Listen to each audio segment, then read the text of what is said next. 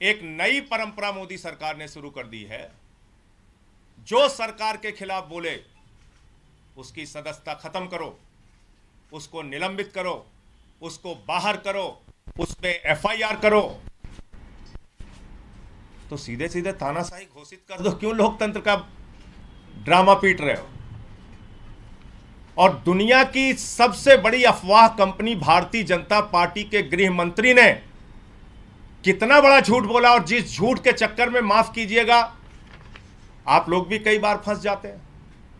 क्या कह रहे हैं देश के गृह मंत्री देश के सदन में?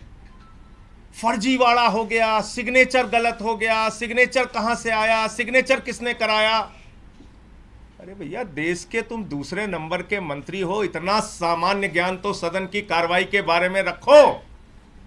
सेलेक्ट कमेटी में किसी भी सदस्य के द्वारा किसी भी सदस्य का नाम प्रस्तावित किया जा सकता है, उसके किसी सिग्नेचर की जरूरत नहीं होती। कहां से कानून लेके आए गृह मंत्री जी आप? आपका मकसद है राहुल गांधी की तरह राघव चड्ढा की सदस्यता को खत्म करना, एकमात्र मकसद है।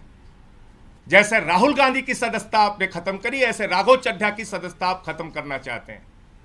लेकिन हम लोग अरविंद केजरीवाल के सिपाही हैं, हम लोग आम आदमी पार्टी के सिपाही हैं। हर हाल में तुमसे लड़ना जानते हैं, जीतना जानते हैं, और हम लड़ेंगे। और किसी तरीके से अगर आपने हथकंडे अपनाकर राघव चड्ढा की सदस्यता खत्म की तो दोबारा चुन के आ जाएंगे। तो इसलिए झूठ और अफवाह मत फैलाइए। कोई भी सदस्य किसी का भी नाम प्रस्तावित कर सकता है। बाकी और विस्तार से नियमों के बारे में राघव चड्ढा जी आपके सामने जानकारी देंगे।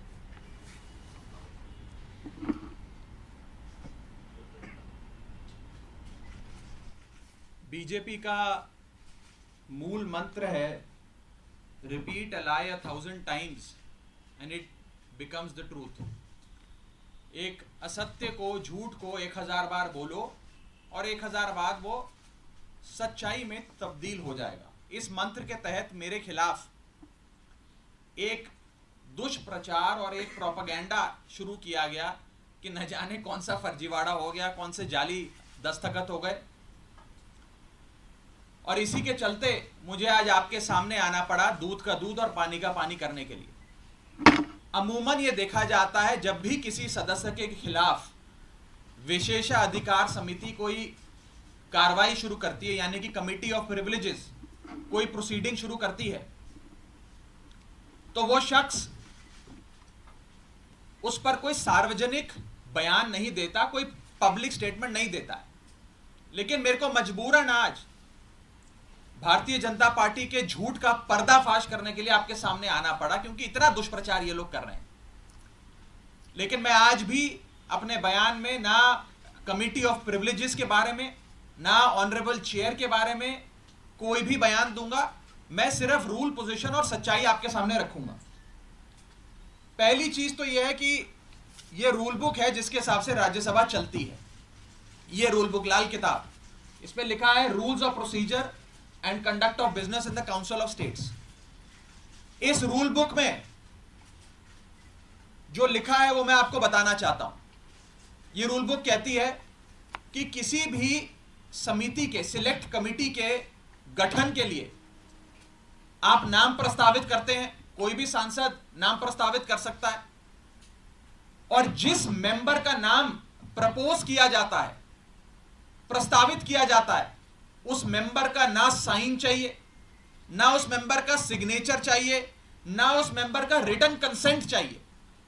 यानी कि इस रूल की किताब में कहीं नहीं लिखा कि सिलेक्ट कमिटी में किसी भी शख्स का, मेंबर का नाम देने के लिए आपको उस प्रस्तावित, प्रपोज्ड मेंबर की रिटन कंसेंट या सिग्नेचर चाहिए।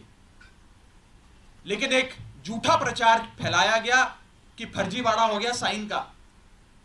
मैं आपको आगे बताना चाहता हूं कि जब भी सिलेक्ट कमिटी के गठन के लिए नाम प्रस्तावित किए जाते हैं तो ना सिग्नेचर लिए जाते हैं, ना सिग्नेचर जमा किए जाते हैं, ना सिग्नेचर की जरूरत होती है। No signatures are required, no signatures are taken and no signatures are submitted.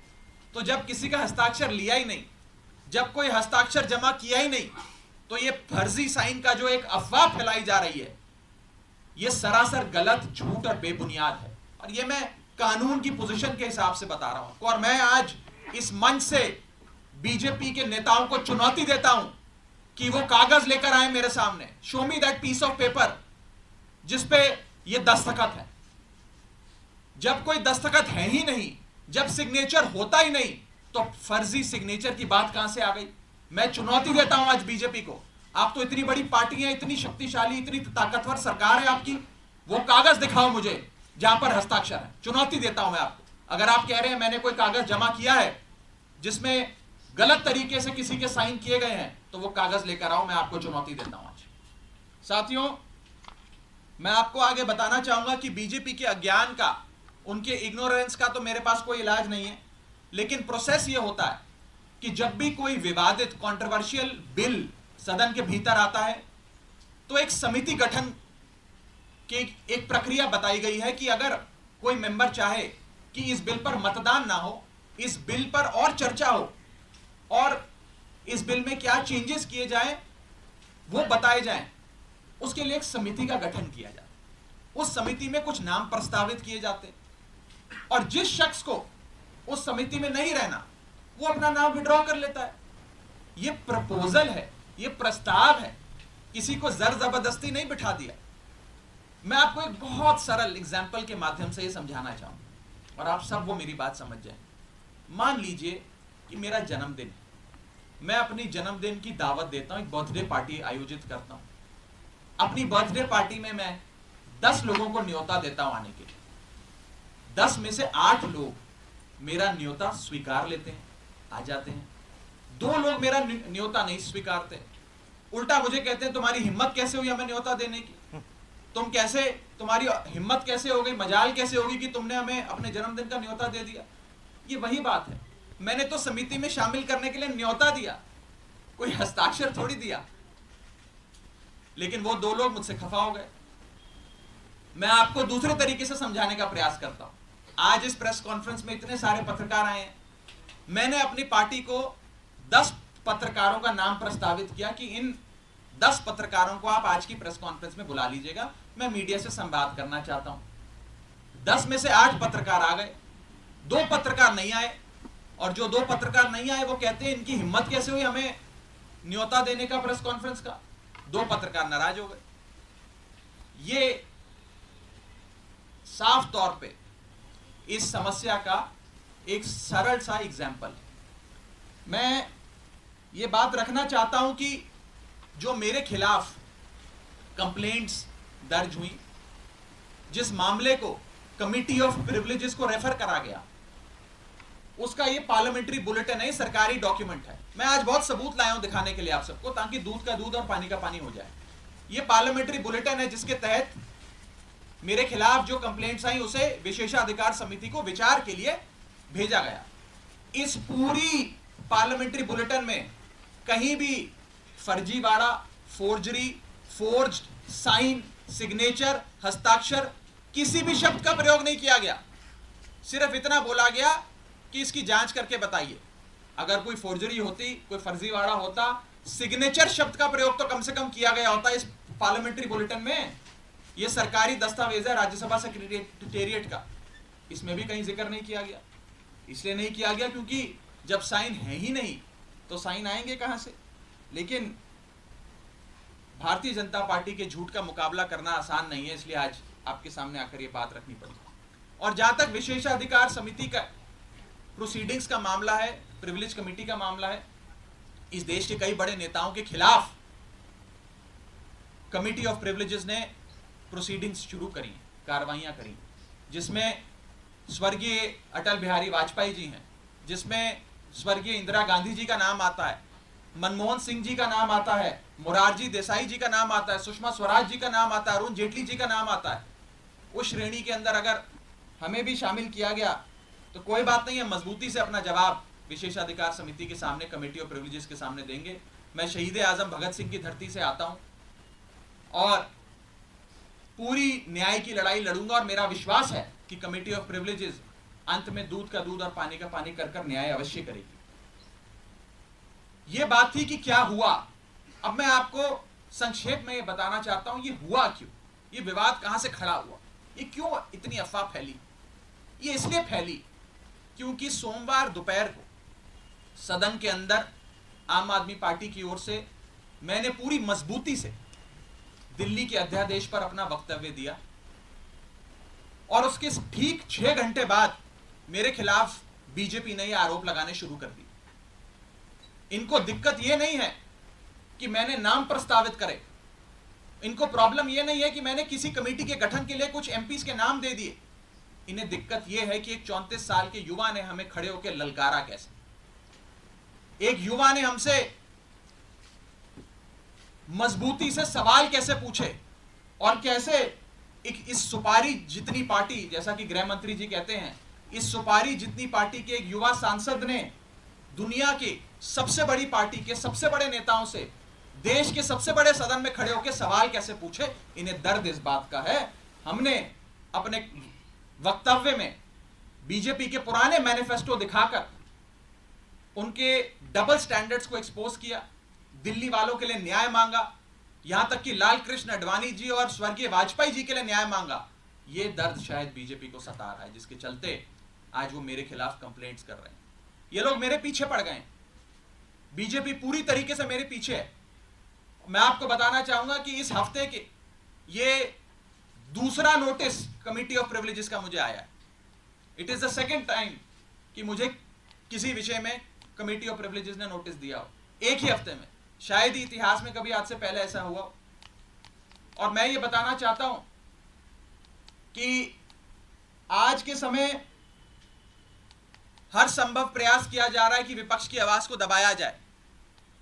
जैसे राहुल गांधी जी की मेंबरशिप छीन ली, हमारे 2 सांसद संजय सिंह जी, सुशील कुमार रिंकू जी, दोनों को सस्पेंड कर दिया, लीडर ऑफ ऑपोजिशन का माइक ऑफ किया जाता है।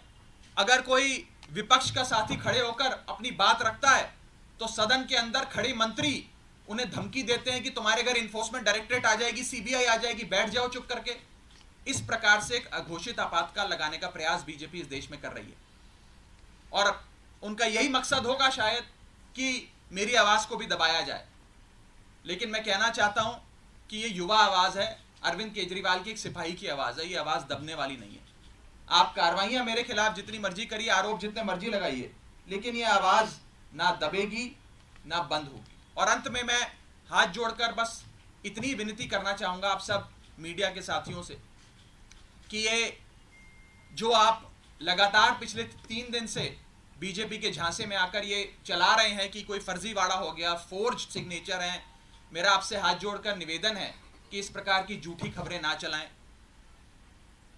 मैं आपसे कहना चाहूंगा कि आप सच दिखाएं। आप लोग इस लोकतंत्र के चौथे स्तंभ हैं, कृपया कर बीजेपी के प्रोपेगेंडा में ना फंसें। एक छोटे सेक्शन ऑफ मीडिया ने जरूर एक प्रोपेगेंडा चलाने का प्रयास किया और मुझे मजबूरन उनके खिलाफ कानूनी कार्रवाई करनी पड़ेगी, क्योंकि ना रिकॉर्ड्स में, ना कंप्लेंट्स में, ना पार्लियामेंट्री बुलेटिन में कहीं भी फोर्जरी शब्द का प्रयोग किया गया है। और अंत में मैं इतना ही कहूंगा कि जिन जिन सांसदों ने मेरे खिलाफ फोर्जरी के आरोप लगाए, सदन के बाहर मैंने देखा कई सारे बीजेपी के लोकसभा के सांसदों ने बयान दिए हैं। राज्यसभा के तो शायद किसी सांसद ने नहीं दिए, लेकिन लोकसभा के कुछ सांसदों ने मेरे खिलाफ ये बयान दिए हैं। मुझे उनके खिलाफ भी मजबूरन कमिटी ऑफ प्रिविलेजेस में न्याय मांगने के लिए जाना पड़ेगा, उनके खिलाफ भी कंप्लेंट दर्ज करनी पड़ेगी और कोर्ट के बाहर भी, पार्लियामेंट के बाहर भी, न्यायपालिका में भी न्याय की गुहार लगानी पड़ेगी। और मैं हर संभव लड़ाई के लिए तैयार हूं। मैं बीजेपी से डरता नहीं और ना डरने वाला हूं। बहुत बहुत शुक्रिया। राघव, एक बात स्पष्ट कर दीजिए, आपने कहा एक हफ्ते में दूसरी बार नोटिस आया, तो क्या आपको नोटिस मिल गया है? नहीं, अभी मुझे आज का जो विषय है इस विषय पर मुझे नोटिस नहीं मिला है। जब आएगा नोटिस तो मैं पूरी मजबूती से इफेक्टिवली कॉम्प्रिहेंसिवली उसका जवाब दूंगा। लेकिन पुराने वाले एक मसले पे मुझे एक नोटिस प्राप्त हुआ है, सोमवार को प्राप्त हुआ है और मैं उसका जवाब जरूर दूंगा। रूल बुक ये कहती है कि बातचीत करके भी कंसेंट लेना होता है कि आप देखिए, सांसदों का नाम लिख रहे हैं, क्या रूल बुक ऐसा कहती है?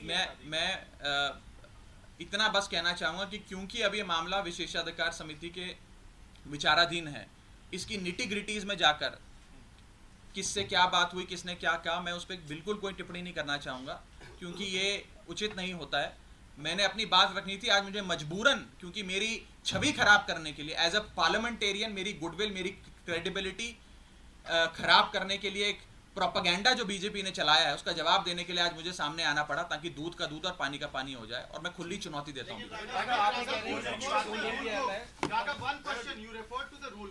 Susmit Patra of the BJT also referred to a rule book on the floor of the बिल्कुल House. ठीक।